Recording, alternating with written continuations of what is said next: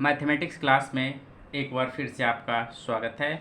और आपके स्क्रीन पे एक क्वेश्चन है, वो कह रहा है if a to the power m to the power n equal to a to the power m और into n, then the value of m in term of n is, यानी किसका वैल्यू निकालना है, m का value निकालना है इन the term of n। और आपका चार ऑप्शन यहाँ पे दिया हुआ है कि कौन सा करेक्ट आंसर होगा। तो ध्यान रखना है कि ये क्वेश्चन देखने में तो बहुत छोटा है लेकिन कंसेप्चुअल है। ऐसा क्वेश्चन आपका इंजीनियरिंग का एंट्रेंस एग्जामिनेशन और अगर आप एमसीए की तैयारी कर रहे हैं तो उसके एंट्रेंस एग्जामिनेशन के क्वेश्चन पेपर में देखा जाता है। तो चलिए इस क्वेश्चन को सोल्व करते हैं। तो क्वेश्चन में हमारा दिया हुआ है a to the power m और उसका पावर क्या है n और equal to a to the power m और उसी का पावर क्या है n। तो यहाँ पर देखिएगा आप इसको इस तरह से भी लिख सकते हैं a to the power m to the power n equal to a to the power m into n। अब देखिए दोनों क्या है, इस इक्वेशन में बैलेंस है यानी इक्वल है। तो बेस अगर सेम है इसका मतलब क्या है कि पावर भी सेम होगा, तभी ये इक्वेशन हमारा इक्वल होगा।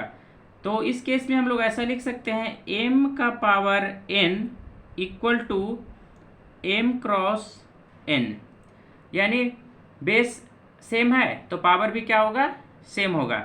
अब यहाँ पर जो m है इसको हम लोग लिख सकते हैं m का पावर n और divided by m equal to n, यानी हमको किसका वैल्यू चाहिए, then the value of m in the term of n, यानी m का वैल्यू हमको चाहिए किसके टर्म में, n के टर्म में। तो चलिए ठीक है। अब देखिए अगर बेस सेम होता है तो पावर क्या होता है, सब्ट्रैक्ट होता है। इसका पावर क्या है, कुछ नहीं तो 1 है। तो इसको हम लोग ऐसा लिख सकते हैं m का power n minus 1 equal to हमारा क्या हो गया n। अब देखिए अगर हमारा पावर लेफ्ट से राइट में जाएगा तो वो क्या हो जाएगा, डिवाइड में हो जाएगा। तो इसको हम लोग लिख सकते हैं m इक्वल टू n का पावर 1 बाई n माइनस 1, ऐसा लिख सकते हैं या नहीं।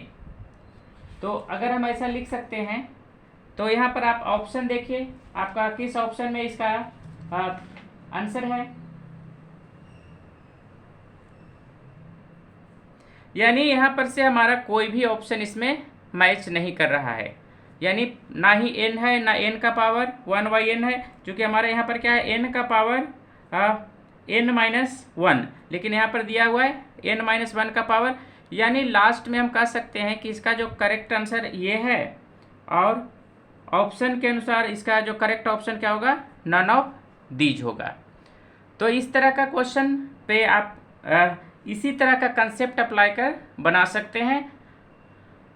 और यह देखने में तो छोटा है लेकिन इस तरह का कोई भी क्वेश्चन आपके एग्जामिनेशन में आ सकता है।